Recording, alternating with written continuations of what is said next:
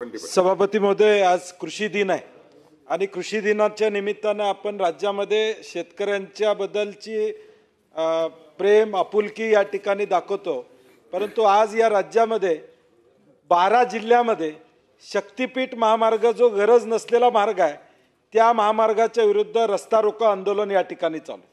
किमान 10-20 हजार शेतकरी सभापती महोदय परभणीपासून वर्ध्यापासून यवतमाळपासून ते अगदी कोल्हापूरपर्यंत हा महामार्ग कसा चुकीचा आहे गरजेचा नाही आहे यासाठी रस्त्यावर उतरलेले आहेत। या महामार्गाला ज्यावेळी सुरुवात झाली सभापती महोदय त्यावेळी सर्व पक्षीय आमदारांनी हा महामार्ग नको अशी भूमिका प्रामुख्याने त्या ठिकाणी घेतली।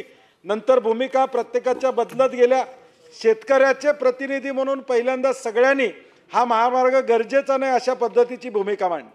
परवा या महामार्गाच्या कॅबिनेट बैठकीमध्ये या ठिकाणी ज्यावेळी मंजुरी झाली त्यावेळी देखील वित्त आणि नियोजन विभागाने काय आक्षेप त्यामध्ये घेतले।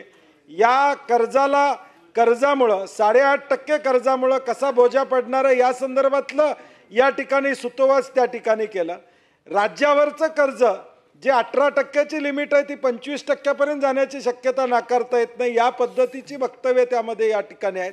असं असताना सभापती महोदय सरकार या महामार्गाचा आग्रह का करतंय?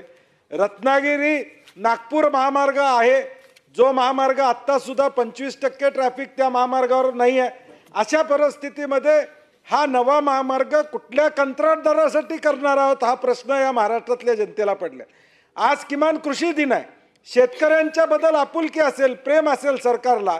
ज्या पद्धतीनं हिंदी भाषेचा विषय या ठिकाणी राज्यामध्ये झाला सरकारला GR रद्द करावा लागला आमची मागणी आहे। आपल्या माध्यमातून सरकारला आमची विनंती आहे या शक्तीपीठ बाबतीत देखील तसंच धोरण या ठिकाणी स्वीकार रद्द करा। हा महामार्ग गरज नसलेला हा महामार्ग सरकार राज्याच्या माती मारू नये शेतकऱ्यांच्या माती मारू नये आणि म्हणून आमची सभापतीमध्ये आपल्या माध्यमातून सरकारला विनंती आहे की यामध्ये ठोस अशी भूमिका सरकारने या ठिकाणी जाहीर करावी अशी आमची विनंती।